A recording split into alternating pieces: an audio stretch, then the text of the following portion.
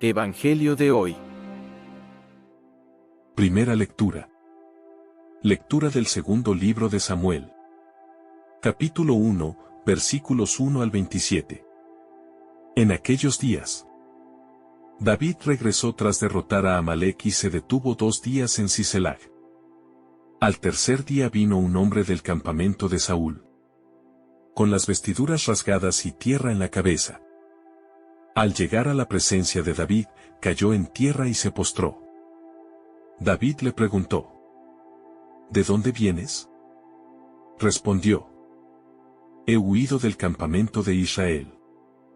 David le preguntó de nuevo: ¿Qué ha sucedido? Cuéntamelo. Respondió: La tropa ha huido de la batalla y muchos del pueblo han caído. Entre ellos, Saúl y su hijo Jonatán. Entonces David, echando mano a sus vestidos, los rasgó, lo mismo que sus acompañantes. Hicieron duelo, lloraron y ayunaron hasta la tarde por Saúl, por su hijo Jonatán, por el pueblo del Señor y por la casa de Israel, caídos a espada. Y dijo David: La flor de Israel, herida en tus alturas. Como han caído los héroes. Saúl y Jonatán, amables y gratos en su vida, inseparables en su muerte. Más veloces que águilas, más valientes que los leones. Hijas de Israel, llorad por Saúl, que os cubría de púrpura y adornos, que adornaba con alhajas de oro vuestros vestidos. Como han caído los héroes en medio del combate. Jonatán, herido en tus alturas. Estoy apenado por ti, Jonatán, hermano mío. Me eras gratísimo. Tu amistad me resultaba más dulce que el amor de las mujeres. Como han caído los héroes. Han perecido las armas de combate. Palabra de Dios. Te alabamos, Señor. Salmo responsorial. Que brille tu rostro, Señor, y nos salve.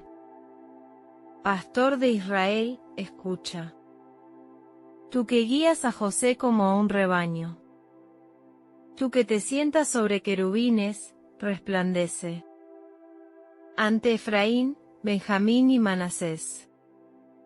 Despierta tu poder y ven a salvarnos. Que brille tu rostro, Señor, y nos salve. Señor Dios del universo, ¿hasta cuándo estarás airado mientras tu pueblo te suplica? Les diste a comer llanto, a beber lágrimas a tragos. Nos entregaste las contiendas de nuestros vecinos. Nuestros enemigos se burlan de nosotros.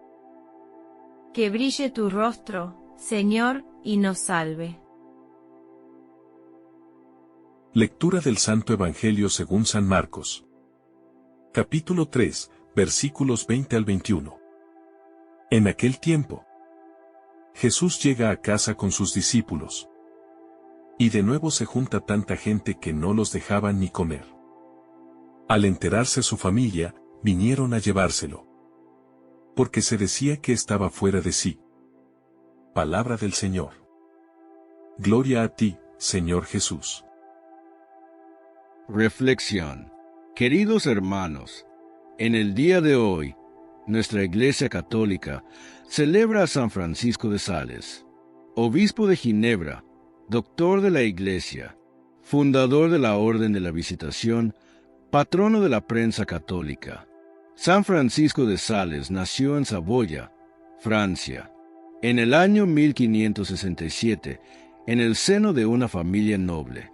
Desde joven recibió una sólida formación intelectual y espiritual.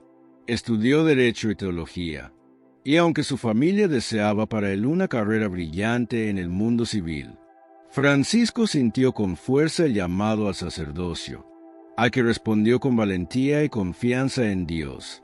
Fue ordenado sacerdote en una época marcada por profundas divisiones religiosas.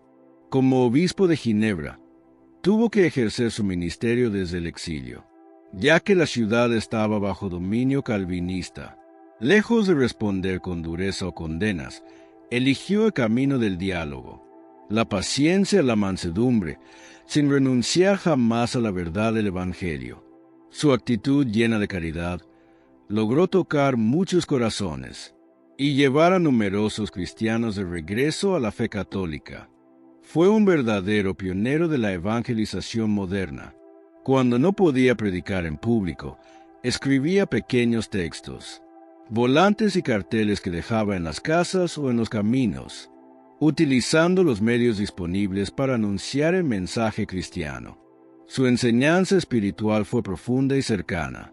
Propuso un modelo de vida cristiana posible para todos, adaptado a cada estado de vida, demostrando que la santidad no está reservada a unos pocos, sino que se vive en medio de las dificultades y responsabilidades cotidianas.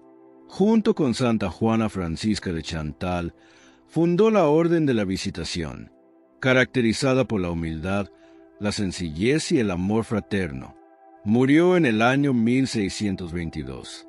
Fue proclamado doctor de la Iglesia por la profundidad, claridad y humanidad de su doctrina espiritual. San Francisco de Sales sigue siendo hoy un modelo de bondad, equilibrio interior y fidelidad al Evangelio, vivido con amor. También celebramos al beato José Timoteo Giacardo, sacerdote. Él nació en Italia en el año 1896. Desde joven mostró una profunda vida espiritual y un gran deseo de servir a Dios. Ingresó en la Sociedad de San Pablo, fundada por el beato Santiago Alberione, y se convirtió en uno de sus colaboradores más cercanos y fieles. Fue ordenado sacerdote y se destacó por su vida interior, su obediencia y su entrega silenciosa al servicio de la Iglesia. Comprendió profundamente la importancia de la comunicación como medio de evangelización y dedicó su vida a la formación espiritual y humana de quienes trabajaban en el apostolado de los medios. El beato José Timoteo Giacardo fue un hombre de profunda oración, especialmente eucarística. Su espiritualidad estaba centrada en Cristo Maestro, camino, verdad y vida. Vivió con sencillez, humildad y espíritu de sacrificio, ofreciendo su vida por la santificación de los miembros de su comunidad y por la evangelización del mundo a través de los medios modernos. Murió joven, en el año 1948, dejando un testimonio luminoso de fidelidad, obediencia y amor silencioso. Fue beatificado como modelo de sacerdote entregado, formador y apóstol escondido, recordándonos que la santidad también se construye en lo cotidiano, en lo pequeño y en el servicio fiel. Pasemos ahora a la primera lectura. Queridos hermanos, nos ponemos hoy frente a una de las páginas más hermosas de la historia de la salvación. Nos encontramos en el campamento de David, cuando llega aquel mensajero con la noticia que todo el mundo esperaba, pero que nadie imaginaba que causaría tanto dolor en el alma del futuro rey. El rey Saúl ha muerto y que con él ha perecido también Jonatán, el amigo del alma. Cualquier hombre movido por los impulsos de este mundo, cualquier persona que hubiera pasado años huyendo por el desierto como lo hizo David, habría sentido un alivio inmenso al escuchar estas palabras. Habría pensado que finalmente se hacía justicia, que el tirano que lo perseguía sin causa ya no estaba, y que el camino hacia el trono estaba por fin despejado de obstáculos. Pero David no es un hombre cualquiera. Es el ungido que tiene la mirada puesta en la voluntad del Altísimo, y su reacción nos da una lección que debería quemarnos el pecho por su nobleza, porque en lugar de organizar una fiesta por la caída de su perseguidor, lo que hace es rasgarse las vestiduras y dejar que el llanto inunde su campamento, demostrando que para el verdadero creyente la muerte de un hermano, aunque sea un enemigo, nunca puede ser motivo de alegría. El seguidor de Dios debe tener una sensibilidad tal que sea capaz de ver más allá de las ofensas recibidas, pues David no ve en Saúl al hombre que le tiraba lanzas para matarlo, ni al hombre que lo obligó a vivir en cuevas como un animal. Lo que ve es al ungido del Señor, ve al Padre de su nación. Ve a la cabeza de un pueblo que ahora está herido y humillado ante los paganos. El dolor de David es un dolor que brota de un amor que no es de este mundo. Es ese amor que aprendió a perdonar. En la oscuridad de las cuevas de Engadí que ahora, ante la noticia definitiva, se transforma en un luto profundo que detiene toda ambición personal, porque para la pérdida de la unidad y del honor de Israel, vale mucho más que cualquier corona de oro que le puedan ofrecer. Qué diferente es este comportamiento a que encontramos hoy en nuestras calles, y a veces hasta en nuestras propias familias, donde parece que disfrutamos con la caída del que nos cae mal, donde celebramos los fracasos de los que no piensan como nosotros, olvidando que cada hombre que cae es una derrota para la humanidad entera y una tristeza para el corazón de Dios. Nos alegramos cuando al otro le va mal, y nos da envidia cuando al hermano o al vecino le va bien. Y peor aún, nos molestos o nos sentimos ofendidos sí, a la vez que le va bien económicamente. No va a ninguna iglesia y ni siquiera reconoce a Dios en su vida. David nos pone un espejo delante y nos pregunta si somos capaces de sentir la desgracia ajena como propia, si tenemos la gallardía de llorar por aquel que nos hizo la vida imposible, o si todavía guardamos ese veneno escondido, que se alegra cuando el que nos persiguió tropieza, y cae en el hoyo que él mismo cavó. Esta lectura nos recuerda que la vida es breve, y que lo único que queda al final es la calidad de nuestro amor, pues de nada le sirvió a Saúl su poder ni su ejército, cuando llegó la hora de la verdad en el monte Gelboé, y de nada le serviría a David ser el nuevo rey, si su ascenso estuviera manchado por una sonrisa burlona ante el cadáver de su predecesor. El hombre de Dios sabe que la justicia pertenece al Señor, y por eso se permite el lujo de ser misericordioso, de ser tierno, de ser un hombre que no se deja endurecer por las batallas de la vida, sino que mantiene la capacidad de asombro y de compasión ante la fragilidad de la condición de los hombres. Esa misma fragilidad que hoy nos recuerda que todos estamos hechos del mismo barro.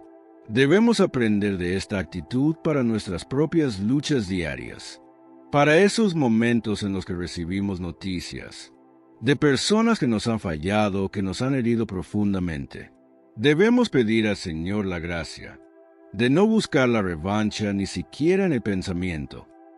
Ser capaces de elevar una oración por su alma y por su vida, entendiendo que el triunfo de la caridad es el único triunfo que verdaderamente importa a los ojos del cielo.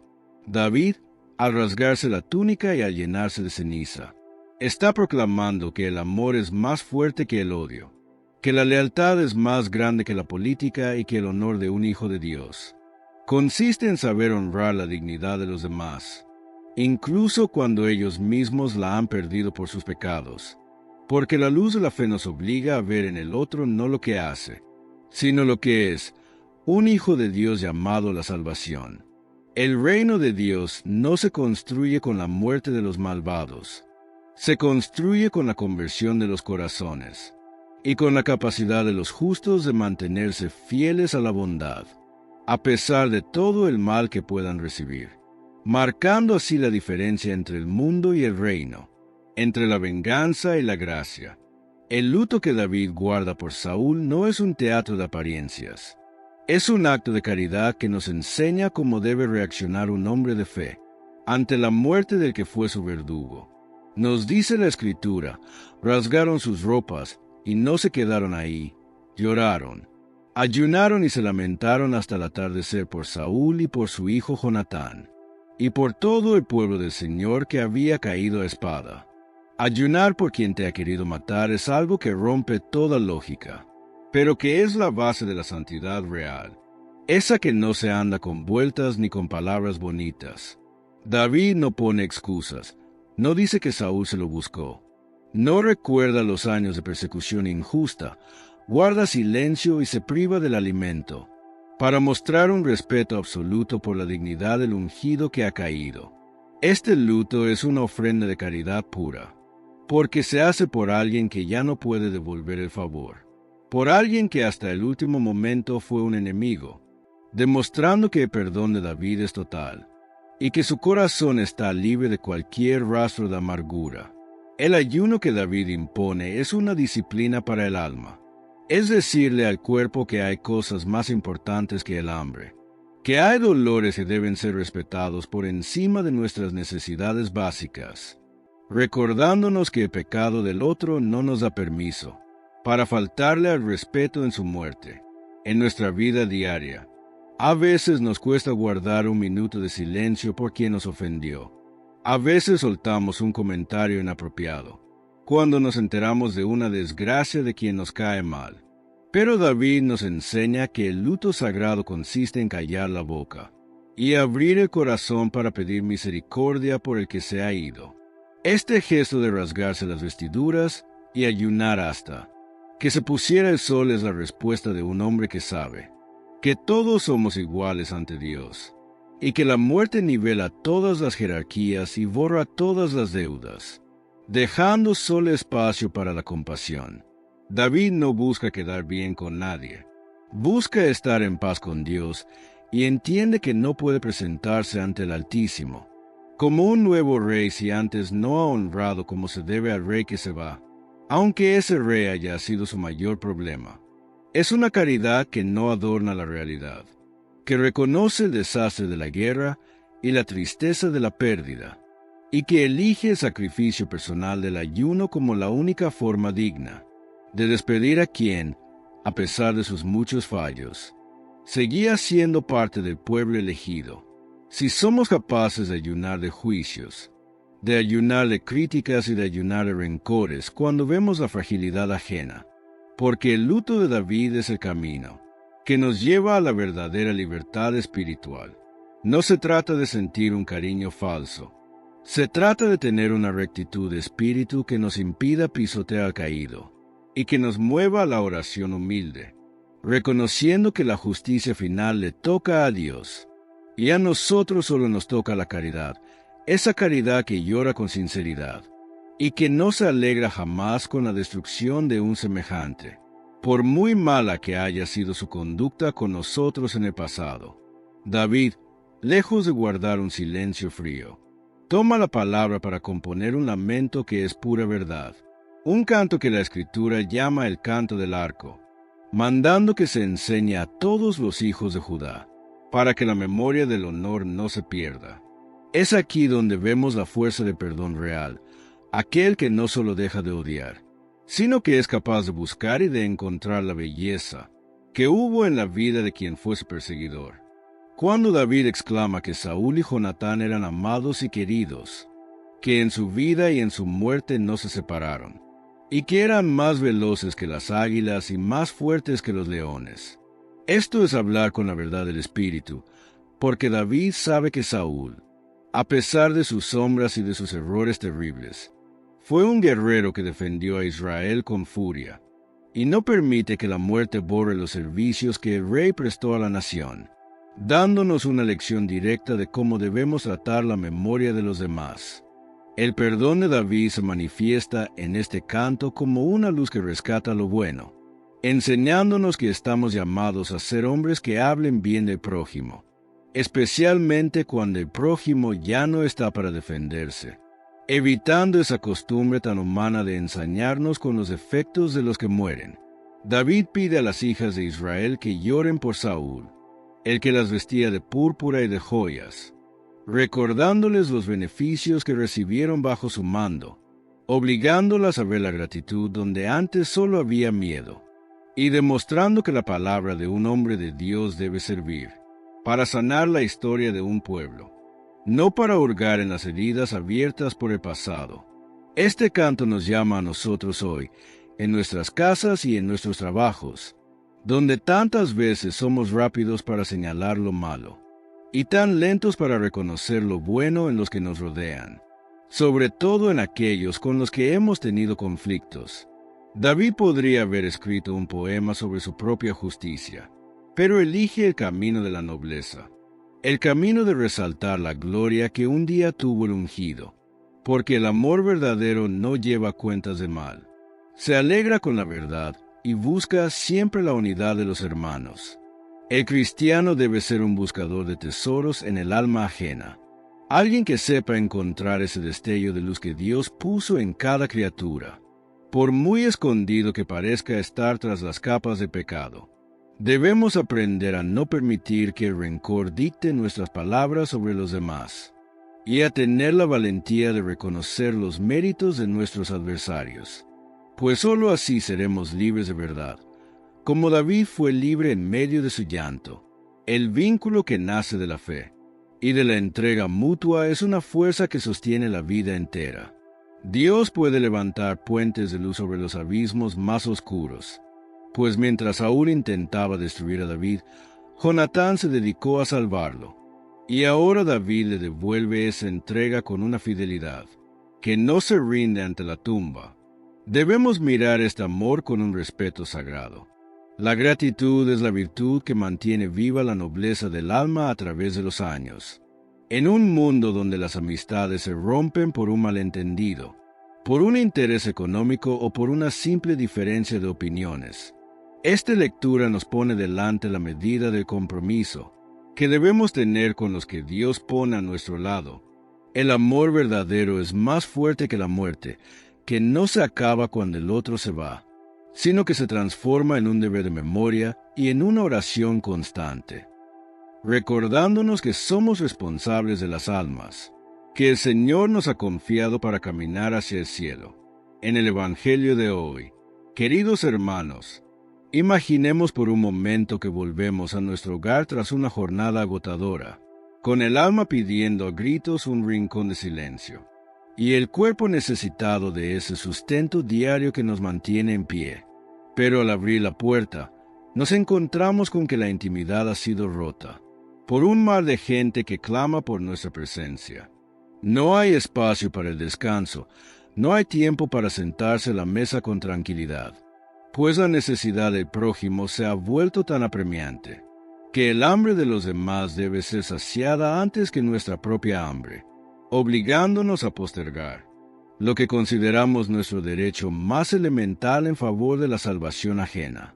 Esta es la realidad que vivimos junto al Señor, una entrega que nos consume hasta los huesos y que nos muestra que el reino de Dios no entiende de comodidades ni de horarios protegidos, porque el amor verdadero no sabe poner límites cuando hay un hermano que sufre. Nosotros, al vernos rodeados de tantos rostros marcados por el dolor y la esperanza, sentimos como la caridad deja de ser una idea abstracta, para convertirse en un sacrificio físico real, un cansancio sagrado que nos obliga a dejar de lado el plato de comida para ser nosotros mismos el alimento de un pueblo que camina en sombras. Es un asedio de amor donde cada suspiro está dedicado a sanar, a consolar y a devolver la luz, demostrando que cuando el Espíritu de Dios nos habita, nuestras fuerzas ya no dependen únicamente del pan de la tierra. Depende de la alegría de darnos por entero la voluntad de aquel que nos llamó a su servicio. Mirémonos en ese espejo de Cristo, agotado pero firme, sin una queja en los labios, ni una mirada de reproche hacia quienes le quitan el aire y el espacio personal, porque en esa casa invadida por la muchedumbre es donde se manifiesta la verdadera gloria de nuestra fe. Nosotros experimentamos esa fatiga que nos nubla la vista, ese vacío en el estómago que nos recuerda nuestra fragilidad, comprendiendo que seguir al Maestro implica muchas veces dejarnos invadir por la miseria ajena, hasta que no quede nada de nuestra propia voluntad.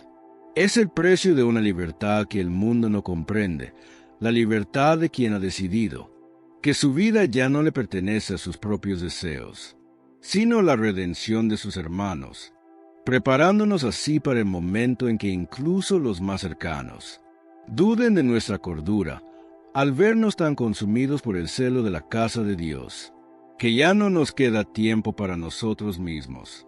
Este olvido de sí mismo no nace de un descuido, nace de una prioridad absoluta que nos quema por dentro, pues cuando la gracia de Dios irrumpe en nuestra vida, las leyes de la prudencia saltan por los aires, para dar paso a la locura del amor divino. Nosotros sentimos el calor de la gente, Escuchamos el clamor de los enfermos que nos apretujan y nos damos cuenta de que, en esa casa, el tiempo se ha detenido para dejar que solo hable la misericordia, esa que no tiene tiempo para banquetes, mientras haya una sola alma que necesite ser rescatada.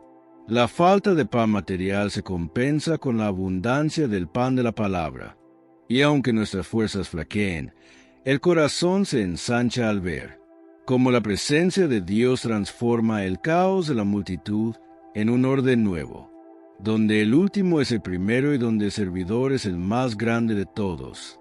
El Evangelio no se predica desde un pedestal de cristal, se predica en medio del barro y de las carencias, allí donde el hombre se agota por el bien de sus semejantes. Nosotros, junto a Jesús, aprendemos que la santidad no es un estado de quietud, es un movimiento de entrega que no se detiene ante el hambre ni ante el sueño, porque sabemos que nuestra vida es una ofrenda, que debe ser consumida por el fuego del Espíritu Santo. Esta es la imagen del siervo sufriente, que empieza a dibujarse en la casa de Cafarnaúm, una imagen que nos invita a despojarnos de nuestras seguridades y a entender que, para llenar a los demás, debemos estar dispuestos a vaciarnos nosotros mismos de toda comodidad y de todo egoísmo que nos impida ser canales limpios de la gracia del Señor. Nuestra misión en la Iglesia exige esa misma disposición al desgaste, esa misma generosidad que cuenta las almas, que han sido tocadas por la bondad de Dios. Al final de este asedio, lo que queda no es la debilidad de un cuerpo hambriento. Lo que queda es la fortaleza de un espíritu que ha sabido amar hasta el extremo, preparándose para las pruebas mayores que vendrán, sabiendo que aquel que se pierde a sí mismo por causa del reino es el único que verdaderamente se encuentre la paz de su Creador. Entramos ahora en un momento donde el dolor de la carne se une a la amargura del espíritu, pues debemos meditar sobre la llegada de los parientes de Jesús, aquellos que al enterarse de lo que sucede en esa casa, salen decididos a llevárselo a la fuerza. Situémonos de nuevo en ese lugar, sintiendo nosotros mismos el peso de la fatiga, cuando de pronto, entre el clamor de la multitud que nos asedia, escuchamos las voces conocidas de nuestra propia sangre, de esas personas que nos vieron crecer, y en quienes esperábamos encontrar un apoyo firme en medio de tanto cansancio. Pero no vienen a traernos consuelo, no vienen a protegernos del tumulto ni a darnos ese pan que nos hace falta. Vienen con la intención de apresarnos, porque en su juicio puramente terrenal han llegado a la conclusión de que hemos perdido la razón, que estamos fuera de nosotros mismos, por entregarnos de tal manera al servicio de los demás. Esta es la dura realidad que compartimos con el Señor, la incomprensión que brota del seno de la misma familia, mostrándonos que a veces los lazos de la sangre se convierten en muros, que intentan detener la obra del Espíritu Santo en nuestra vida.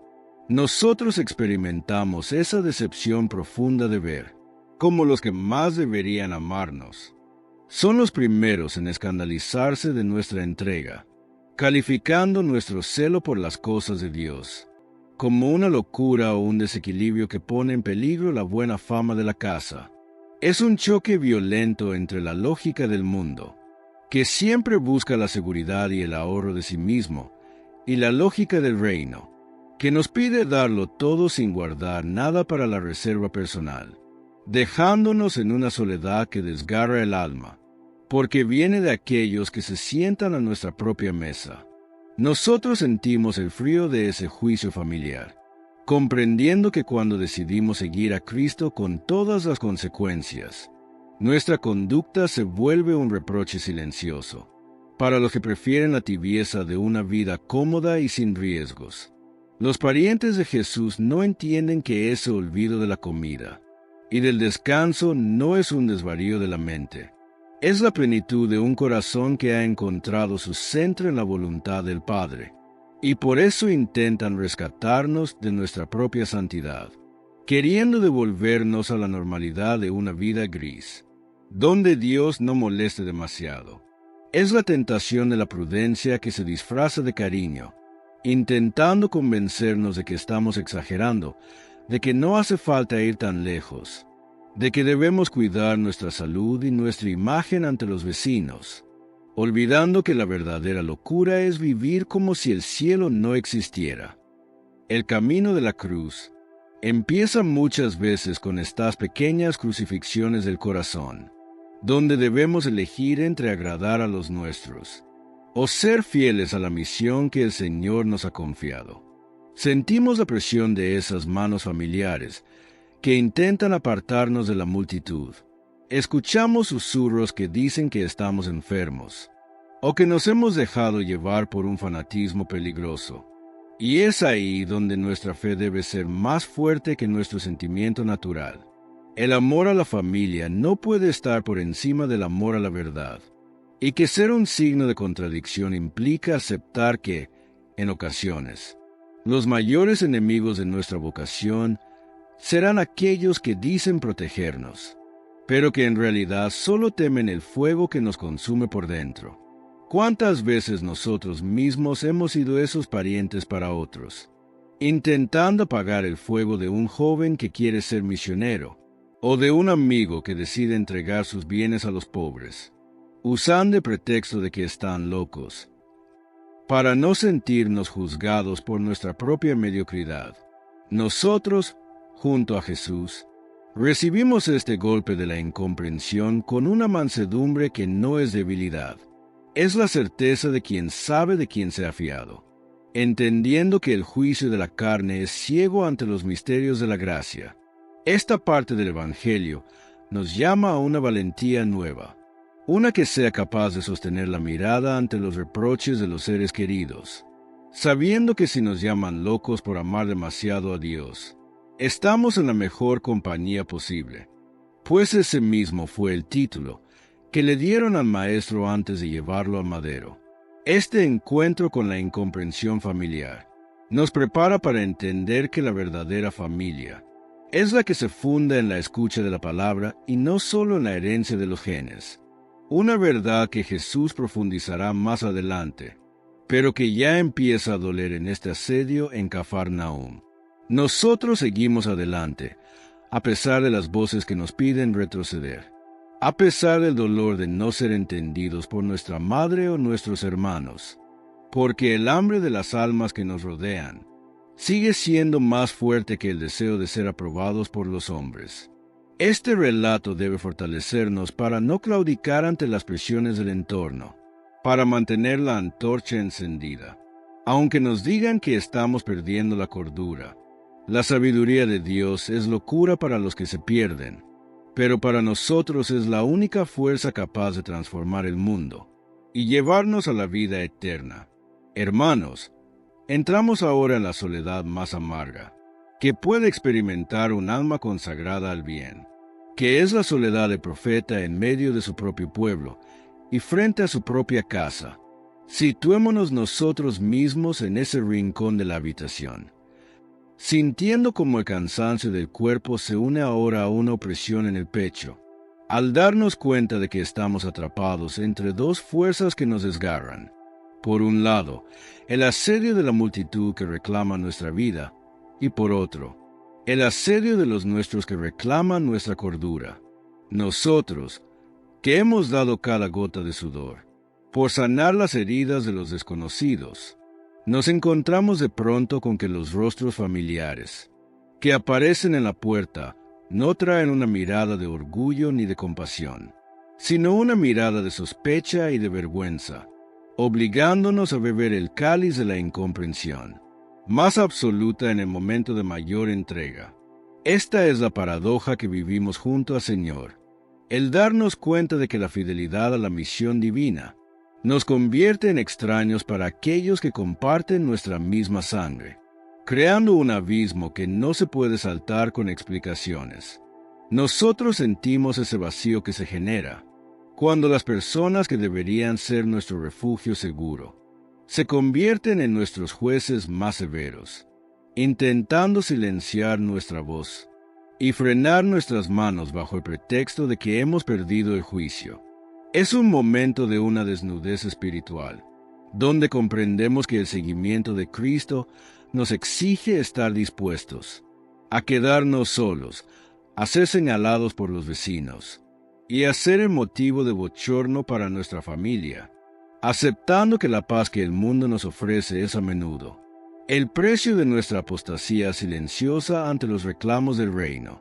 Nosotros experimentamos en este punto la ruptura de las seguridades terrenales, dándonos cuenta de que para ser verdaderos instrumentos de la gracia, debemos estar dispuestos a que se nos rompa el corazón por la falta de apoyo de los seres queridos, pues el amor a Dios no admite competencias ni divisiones. Jesús no se defiende con gritos, no intenta convencer a sus parientes de que está sano.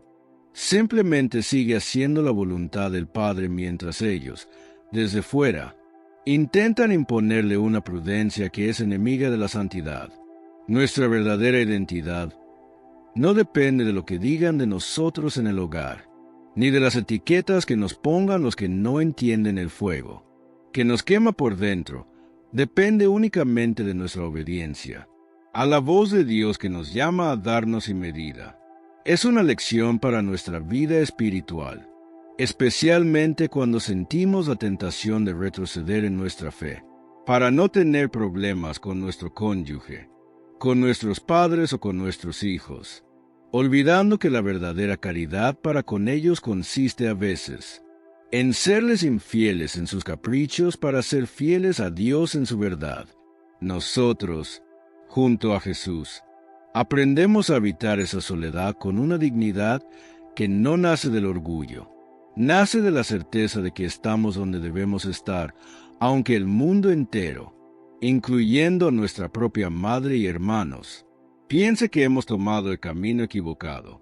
La soledad, Jesús, es la antesala de la gloria, porque es el lugar donde el alma se despoja de toda vanidad y de toda búsqueda de aprobación, para descansar solamente en el regazo de la misericordia divina, que es la única que conoce el valor real de nuestro sacrificio. Debemos considerar con mucha humildad que este dolor de no ser entendidos es una de las perlas más preciosas que podemos ofrecerle al Señor, pues es un sufrimiento que nos asemeja a Él en su hora más oscura, cuando todos lo abandonaron y lo juzgaron como a un malhechor. Aquel que sabe que su familia verdadera es aquella que se construye en torno a la cruz y a la obediencia al Evangelio, y que prefiere ser llamado loco por los hombres, con tal de ser reconocido como hijo fiel por el Padre Celestial. Necesitamos la fortaleza necesaria para no caer ante las presiones familiares, que nos apartan del servicio a los pobres y de la vida de oración. Recordemos que Cristo ya recorrió este camino de incomprensión por nosotros, y nosotros seguimos firmes en la brecha, a pesar de las lágrimas que nos provoca el rechazo de los nuestros, sabiendo que el amor que estamos sembrando dará sus frutos a su tiempo, incluso en el corazón de aquellos que hoy nos juzgan. Amén. Por último, vamos a leer algunos de sus comentarios. Ana María Márquez pide oración por la salud de su hija Isabel, que sufre fuertes dolores de cabeza.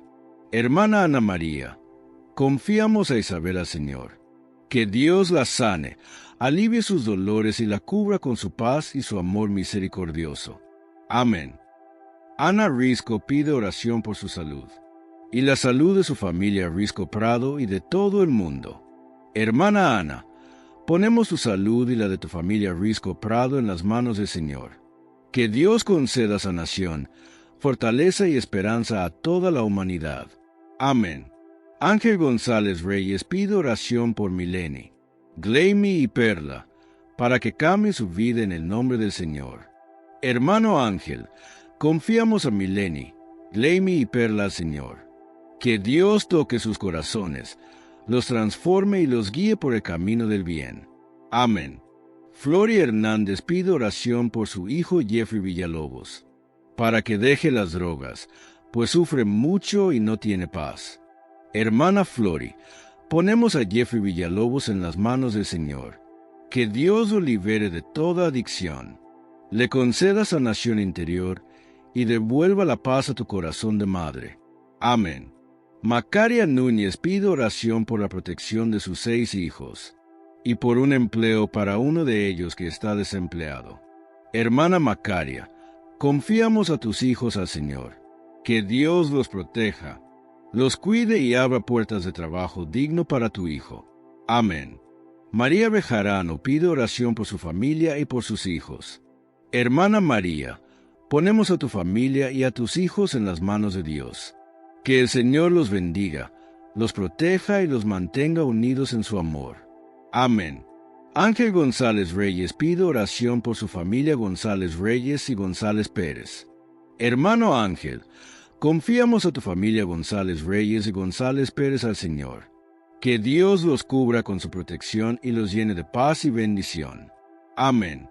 Estela Orozco pide oración por todos los enfermos, y especialmente por su hermano Alfonso, que padece cáncer. Hermana Estela, ponemos a todos los enfermos en las manos del Señor, y de manera especial a Alfonso.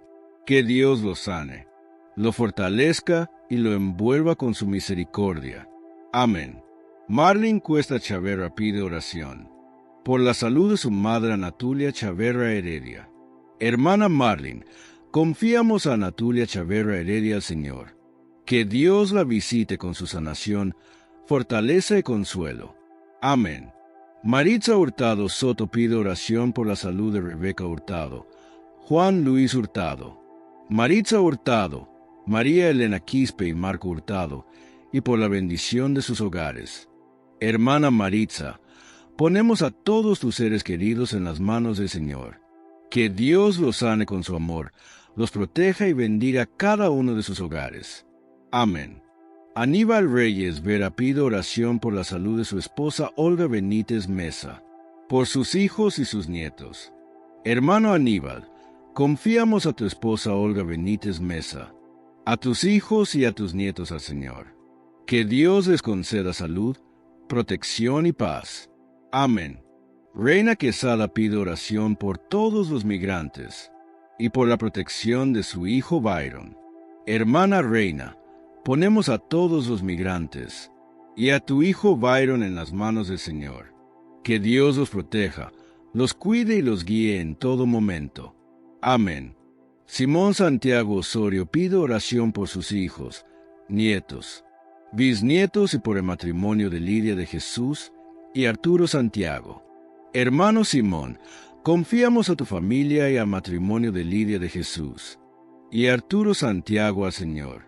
Que Dios los bendiga, los fortalezca y los mantenga unidos en el amor. Amén. María Catalina Morales pide oración por su familia, por su salud para sobrellevar la diabetes con paciencia, por la salud de su mamá y de Juanito Tocayo. Hermana María Catalina, ponemos tu salud y la de tu familia en las manos del Señor. Que Dios te conceda paciencia, fortaleza y sanación, y cuide con amor a tu mamá y a Juanito Tocayo. Amén. Janie Rosales pide oración por sus hijos, para que Dios los ayude a salir de todo vicio. Hermana Janie, confiamos a tus hijos al Señor. Que Dios los libere de todo vicio, los fortalezca, y los conduzca por caminos de vida y esperanza. Acoge, Padre Santo, todas estas peticiones, que te le entregamos, por Jesucristo nuestro Señor. Amén. Si este mensaje ha tocado tu corazón, compártelo con tus familiares, con tus amigos, dale me gusta a este video, para seguir creciendo juntos en la fe, día a día, guiados por el Evangelio. Y si aún no lo has hecho, te invito a suscribirte a este canal. Les deseo a todos, hermanas y hermanos, un próspero año, lleno de amor, paz, salud y bienestar para cada uno de ustedes. Salud y bienestar para cada uno de ustedes. Oremos.